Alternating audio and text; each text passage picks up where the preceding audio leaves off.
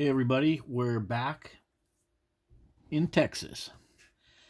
So, Texas, the state that loves to sacrifice its children to pit bulls. What a bunch of sick people. So, Texas has a problem with childcare. There's lots of information about this. We're over at the Statesman Journal, just looking at a little information. This is just a primer I wanted to show everybody.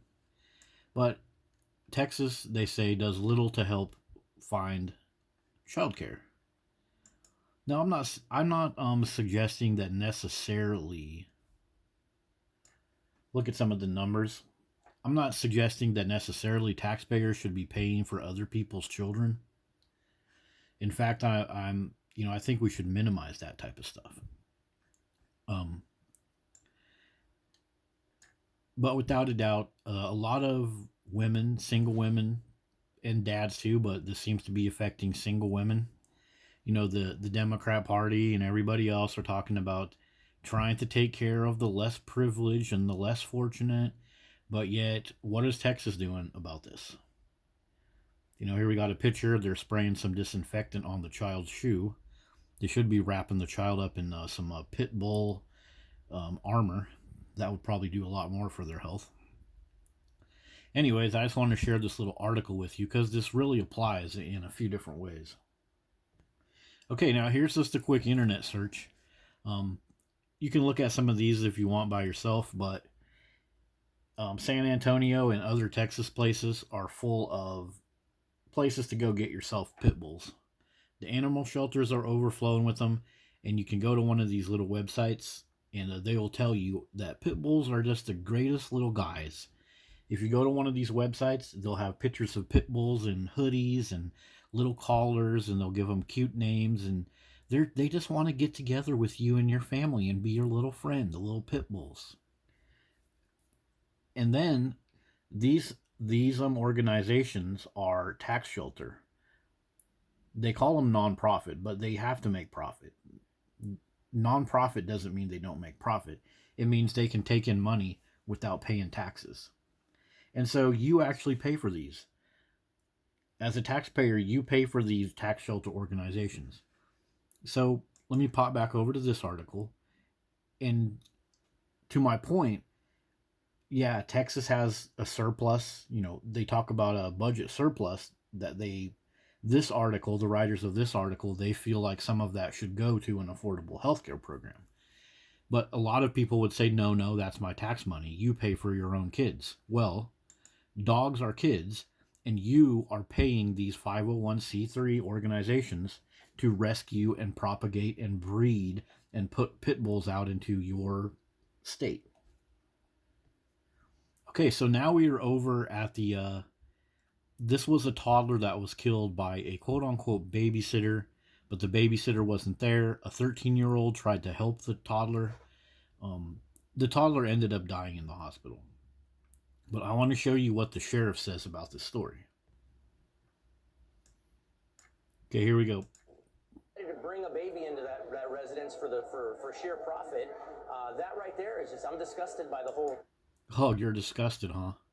Well, what's funny is you were called to that residence before for a dangerous dog. So maybe you should be disgusted with yourself in your frickin' state. Do you hear what he just said? He's disgusted that the baby came into the house, not that the dogs came into the house.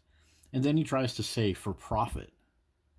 Well, yeah, they got to make some money because what are they doing? They're trying to provide childcare, something that Texas has a shortage of. So Texas, with its shortage of childcare, that forces more people to look to the community, like in this case. And then what happens? The baby goes to somebody's house, they own pit bulls, and then the baby gets killed. This is like a multifold problem in the lawmaking, the tax structure, the sheriff's office. Everybody is participating in this child abuse, child neglect, and child sacrifice.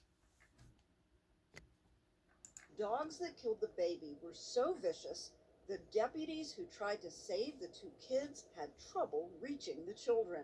The owner of the dogs, the suspect. Yeah.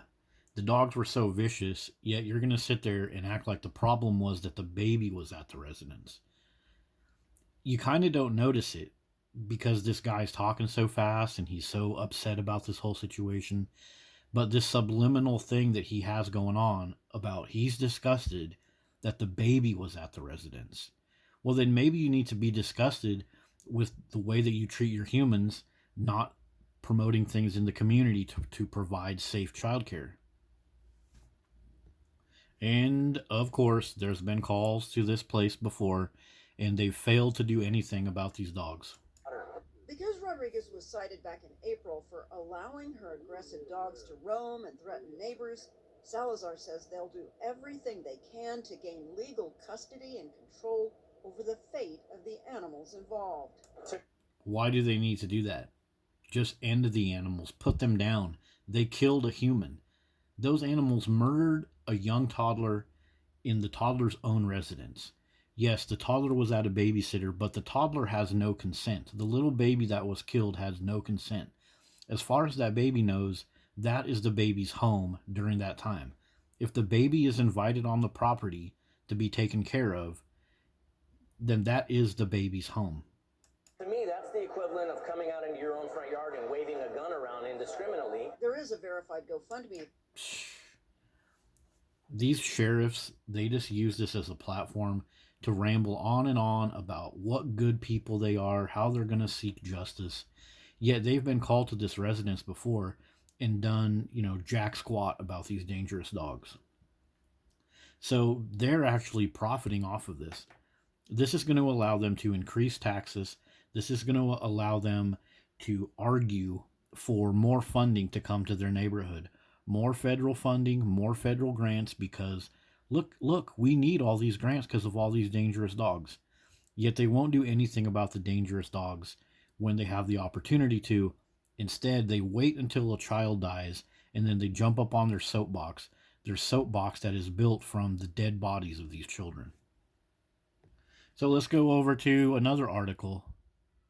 So is Texas going to do about anything about all these extra dogs? Because it's not just kids that are being attacked while they're being taken care of. It's on the streets all over the place and stray dogs. Well, I'm guessing they're not going to do anything about it because it provides that soapbox like I was talking to you about. It provides a way for them to take more taxes from you. And in the meantime, what are they going to do about it?